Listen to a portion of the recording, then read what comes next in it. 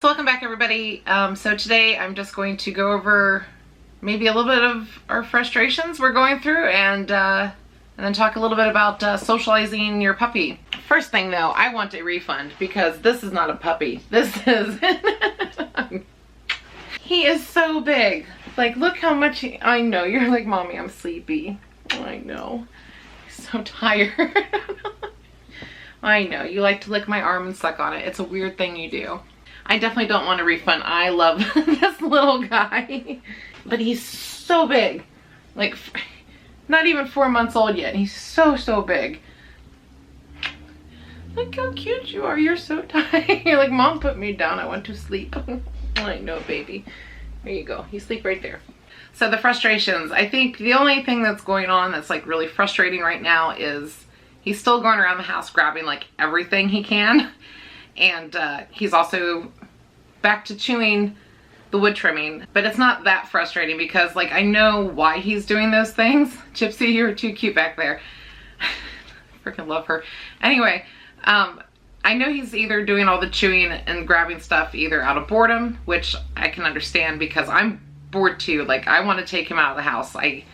I'm ready. We're all ready. We've talked about this, but you know, we still have about a week left before we have to go get his final vaccines before that happens. But the other reason he could be doing it is also just to get my attention because he's literally going after mainly my stuff, pulling down jewelry boxes or makeup or my facial cream or things like that, or the shoes, specifically the shoes I picked him up in with. Like, he won't touch my other shoes, but specifically the pair of shoes that I first met him in, those shoes he always has to grab and take with him somewhere. So I think it's partially to get my attention, or it's just he loves Mommy so much he wants all my stuff with him too to make him feel comfortable. I don't know.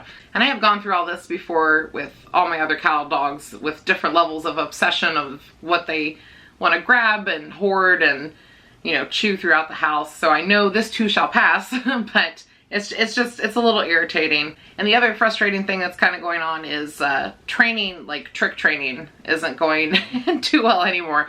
Well, I mean, it's going well. He likes to guess ahead of what I'm going to ask for. Like, he will go immediately and give paw without me saying it and flop down in down position or turn or jump or something. And when we're doing group training with everybody too, he also likes to try to jump up and just grab the cookie, which obviously I don't give him that because I'm not going to reward him for doing something like that. But it's just all those little, like, I guess toddler moments we're kind of going through right now. And trying to keep my house clean with this little guy, that's one thing that amazes me, is one puppy, how much destruction they can cause in your house. Like, I feel like I'm constantly sweeping up after him or picking up something he got that he wasn't supposed to. So that's still going on. So regardless of like all those frustrations, like they're so minor to me because he's so sweet, and I can see how smart he is, and he comes when I call him a lot more often now than he did a month ago.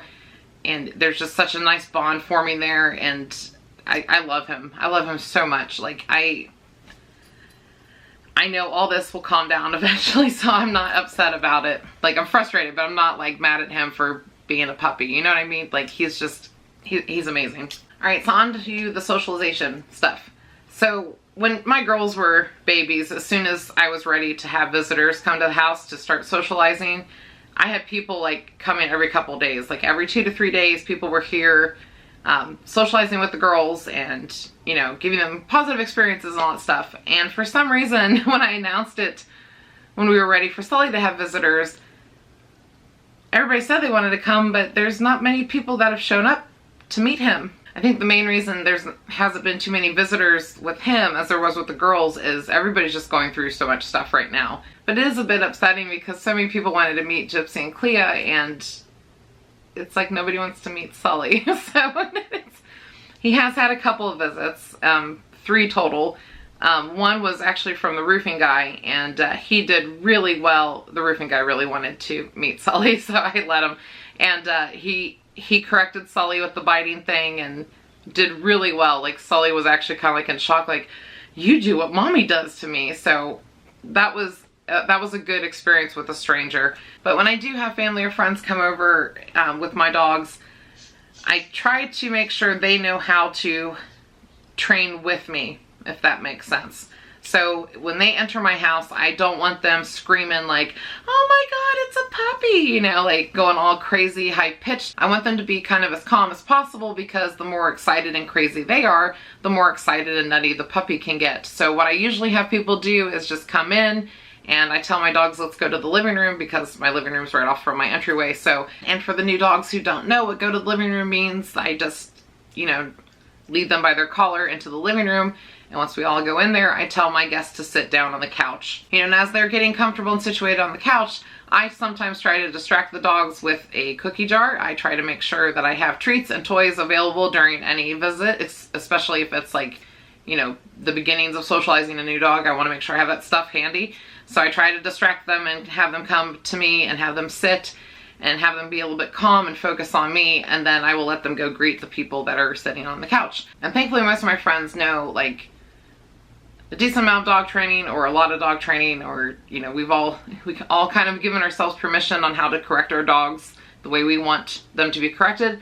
So they usually know how to handle the biting thing. They will do the no bite thing with their hands, or, you know, hand them a toy instead of their hand type thing. I will also have my guests do a trick with the dog, like sit, for instance, because, you know, that it's a good experience. The dog sits, they get a cookie from the strange person, you know, they get pets and stuff. And another thing I have them do when they first meet a new puppy of mine is, you know, instead of going straight for the head for a head pet, you know, I tell them to pet their chest or pet their sides, because, you know, if a dog doesn't know you, you go in for the head, that's kind of like a stranger danger kind of thing. And that brings me to another point. That's actually a command I use. Stranger danger. Actually, not stranger danger. I actually use danger when we're out and about and I feel threatened. I will say danger in a really like serious tone. When I have people come to my house though, I will use the command friend. And sometimes I'll actually have to like put my hand on their arm and say friend, or I just say they're a friend and we're okay. And the dogs seem to catch on to that. But also using the term friend in my house when I take my dogs out and about in the world, saying friend to a person we're meeting can help calm them down too, because they'll associate it with it. But my main goal right now for him, since I still can't take him out to places I want to take him to, is just to get him comfortable with people coming to the house. So even though he's just had like the 3 visits so far, he's done exceptionally well with those 3 visits. Like he actually played, got treats, you know, calmed down and just chilled with the rest of the dogs and, you know, whoever was over. He did extremely well. But I can say he does join the girls when they see somebody outside her house that I don't say the word friend and I don't say anything positive. I get into my like protective mode too. So, and I think they can sense that. He definitely gets on board with that. So I think cattle dogs really understand the balance eventually between protecting property and having friends come over. And I know I've seen a lot on the internet lately, you know, saying dogs need to be socialized like over 100 times when they're this young. I don't remember ever doing 100 different moments with any of my dogs when they were under 6 months, or even when we got Silver and she was older. I think it's important though to socialize as often as you can, but I think if you do it too much, I think it can overwhelm the puppy. And if you're doing it like constantly, I think that sets you up for a possibility to have a negative experience, and then that can throw off your cattle dog. Remember, just one experience can make their heads go, you know, like, and they'll never recover from that one bad moment. Now, like, probably just scared the crap out of somebody with saying that, but on some cattle dogs, it's true. I mean, obviously, it's very important to socialize your puppy with people and with other dogs, but doing it in a gradual way, I think, is best. But that's just my personal opinion. Socializing doesn't mean to always have, like, a bunch of people around, or, you know, a ton of dogs around your dog. Like that's not always necessarily a setup for a good experience. So, I mean, just going to the vet office, that's socializing. You know, going to a drive-through to get a soda and they usually have a dog cookie jar there. I mean, that's socializing. They get positive interactions, you know, or going to the bank and they give your dog a cookie through that wonderful machine. You know, it's like anytime I go to the post office, the dogs go with me. They're seeing people there. You know, and even though they don't have a direct interaction with them, like if we're in the car together, they're at least seeing people, and they're seeing they're not exactly like You know what I mean? Like they're experiencing the world. I think that's also part of socializing your dog, is just experiencing the world. And I do something similar also when I take my dogs out for walks. You know, if we see somebody and they want to meet my dogs, I make sure my dogs are in stay position, or I make them sit. I want to make sure they're as calm as can be, and I tell them friend before they go and meet the new person. The only problem I have with my dogs meeting people out when we're walking is the people. Like telling family members and friends that know me, that are in my house, they will listen when I'm trying to tell them what kind of training I want done. Strangers though, like just random people that want to meet my dogs, they really irritate me because they don't listen. They come running up at the dog, arms waving, screaming high pitched, you know, and then they get pissed off at me when I walk away. So, but that's just me. If you're not going to listen to what I say about my dogs and the training I'm doing with them, you don't get to meet them. So just like what I do with my dogs, if you don't behave well, you don't get the reward of petting them. So I'm training humans too, not just dogs. And I guess a final tip for if you're introducing your dog to people in your house, you know, if they're jumping too much and, you know, the knee up thing or just telling them off doesn't work type thing, you know, one thing you can do when people are visiting is keep your dog on a leash, like with you. Like there's nothing wrong with keeping your puppy on a leash in the home as long as it's supervised and you have control. So if they are responding badly to a guest or whatever, you can make them sit and, you know, correct them with a leash and stuff like that. There's nothing wrong with keeping a leash on them. Just always remember to take it off once the visit's over.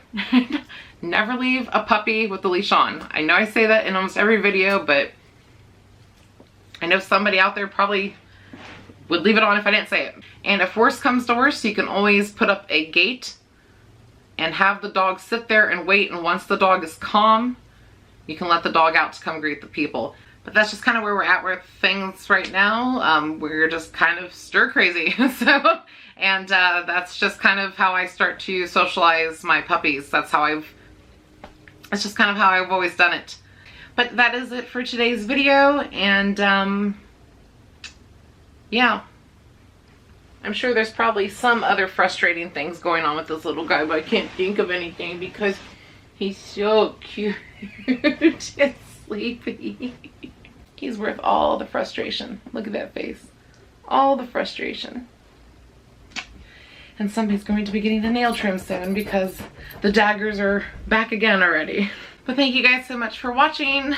Yep, there's your cookie, Gypsy. Remember to click all the buttons. Clea, you want a cookie too? Picky. Are you awake now? There you go. Now you so you can be in the camera. Say bye to your peoples. That's how you get a puppy awake. Get the cookies. Are you awake now? Are you awake? Say Sully, Willy, Willy. Oh, Sully, Willy, Willy. Oh, and are you passed out again? Okay. I'll see you guys next time. Bye.